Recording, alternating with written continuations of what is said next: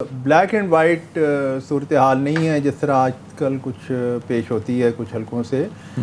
ये जो मौजूदा हुकूमत है इन्होंने शुरू में आके कुछ मामलात को बेहतर तौर पे संभालने की कोशिश की थी, कुछ कामयाबी भी हुई थी। जब मिफ्ता इस्माइल साहब वज़ीर ख़ज़ाना थे, मिफ्ता इस्माइल ने एक रास्ता तयन किया था और उसके नतीजे में IMF की एक किस्त भी आ गई थी तकरीबन $1 अरब की।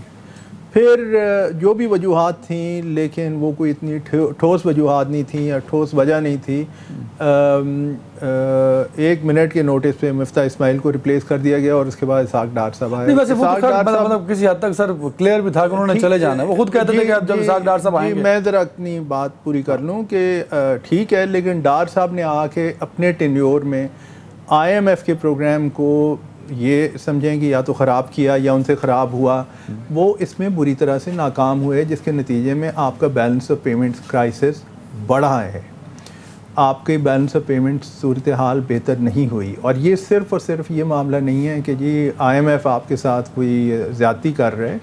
जो पाकिस्तान के दोस्त ममालिक भी हैं वो भी उनमें से भी सुनते ये हैं कि कुछ ऐसे हैं जो कि अभी भी ये कह रहे हैं कि हमें मुस्तकबिल के रास्ते का तयन करना है। आप तयन करके दें उस रास्ते का कि आप जो मुश्किलात हैं इनसे पाकिस्तान को छुटकारा किस तरह दिलाएंगे।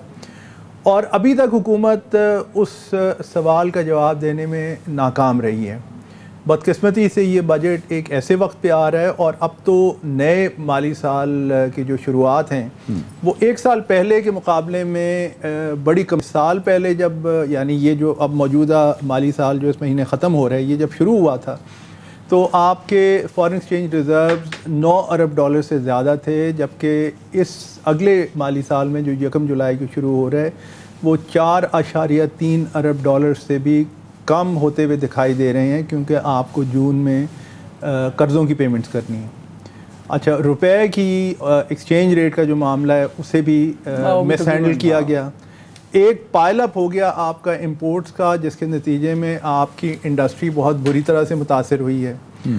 इस माली साल में आपका एग्रीकल्चर और आपकी इंडस्ट्री दोनों, जो कि मईशत की रीढ़ की हड्डी की सी हैसियत रखती हैं, ये दोनों बुरी तरह से मुतासर हुई हैं।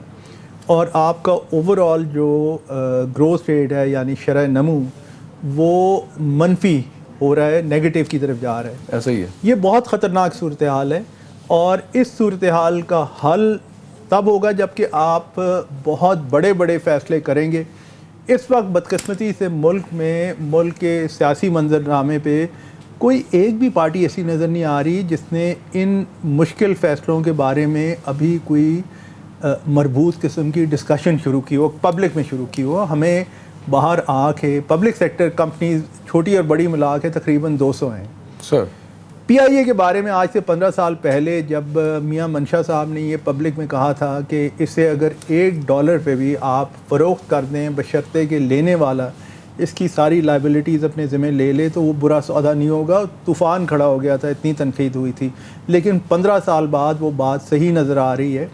15 साल में यानी 2008 से अब तक आपने इतना उसके खसारे में इतना पैसा डबोया है कि उससे आप एक नई एयरलाइन खड़ी कर सकते हैं। हम इस पे बात करते हैं, शेख साहब ने भी की है। मर्चेंट साहब sir, warm welcome show. Sir ये बताइएगा कि अब क्योंकि मैंने टॉप बात कहीं और से शुरू की थी, अब वो मुझे लगता है कि कहीं IMF का प्रोग्राम जो है वो बड़ा इंपॉर्टेंट था। अगर वो हो जाता तो एक अच्छी पोजीशन में आज डार साहब होते बजट पेश करने के हवाले से। तो इज इट ट्रू सर, क्या आप समझते हैं कि ऐसा है?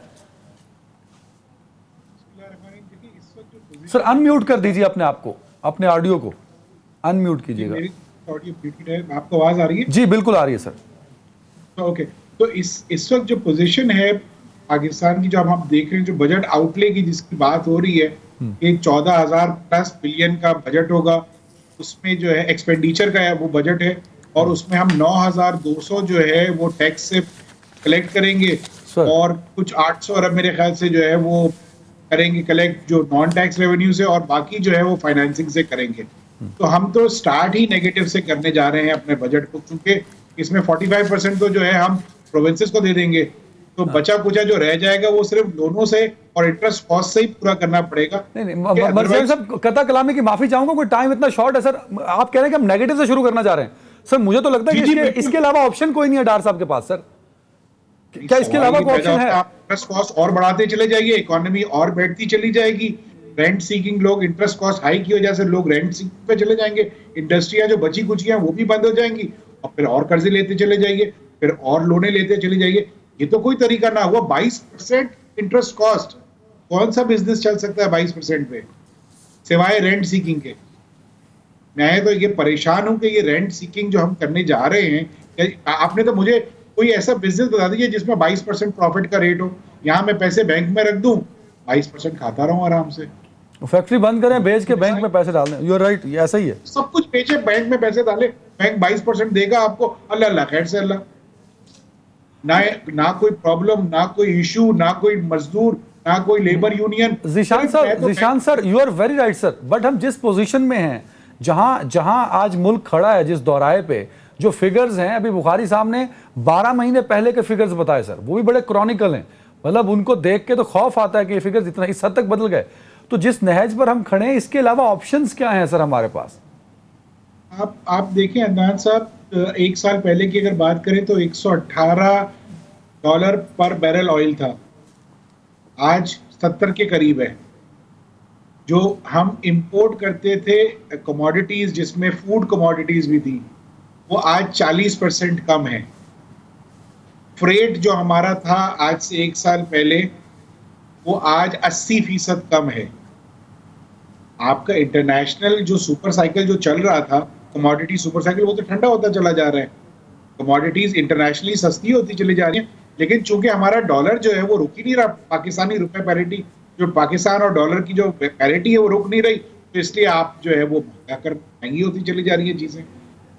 मसला ये है कि आपकी एक्सपोर्ट डेंट हो रही है, इंपोर्ट बढ़ती चली जा रही है, क्योंकि आपको जो पेमेंट्स करनी, देखिए एक पिछला साल ये आप कह सकते हैं कि जी हाँ, जो हमने 70 या $72 बिलियन की इंपोर्ट की कमोडिटी सुपर साइकिल, लेकिन अब तो नहीं नजर आता। तो इसका मतलब है अगर आपकी इन्फ्लेशन पिछले साल जो है वो अनकंट्रोलेबल बढ़ गई थी, तो इस साल तो कम होनी चाहिए, ऑटोमेटिकली कम होनी चाहिए। जो कि नहीं हुई। तो क्वेश्चन ये है कि इसको क्या फैक्टर इन किया जा रहा है? आई एम श्योर किया गया होगा। अगर फैक्टर इन किया जा रहा है तो आप बताइए। हम ये सुन रहे हैं कि गवर्नमेंट के पास प्लान बी भी है, प्लान सी भी है, प्लीज हमसे शेयर करें ताकि हम भी थोड़ा बहुत सीख लें कि क्या है वो प्लान, तो प्लान सी, और हम उसको इनकॉर्पोरेट करने की पोजीशन में हो कि जो हम कहाँ, कौन सी चीज हम कहाँ ट्रिक मिस कर रहे हैं। क्वेश्चन ये है कि आप बात करते हैं सुपर टैक्स लगा दें, आप बात करते हैं वेल्थ टैक्स लगा दें, आप बात करते हैं कि एसेट टैक्स लगा दें, 36 लाख लोगों से ही लेना है ना ये, तो आप टैक्स नेट नहीं बना सर, वेरी राइट, बिल्कुल सही है शेख साहब। तो ये 36 लाख लोगों पे कब तक जुल्म करेंगे आप लोग? अच्छा, उनको थोड़ा सा रिलीफ दो भाई। उनकी तो, आपकी और मेरी तो तनख्वाहों से भी टैक्स काट के देते हैं। अच्छा, क्या चाहते हैं हमसे यार? हमें भाई थोड़ा सा रिलीफ दे दीजिए, थोड़ा सा एग्रीकल्चरिस्ट को पकड़े, जो जमींदार हैं, जो टैक्स ही नहीं देते, उनको पकड़ लो भाई, खुदा के वास्ते यार। जिशान साहब वैसे कैसर शेख साहब बैठे, इनकी राय को बड़ी वेटेज मिलती है डार साहब के और प्राइम मिनिस्टर के पास। कैसर साहब फेडरेशन में आए थे, मैं उस वक्त मौजूद था। कैसर साहब ने मेरी बातों से एग्री किया था और उन्होंने ये यकीन दिलाया था कि वो प्राइम मिनिस्टर साहब तक मेरी बात को पहुंचाएंगे। आई एम श्योर उन्होंने की होगी बात। मैं शेख साहब से कमेंट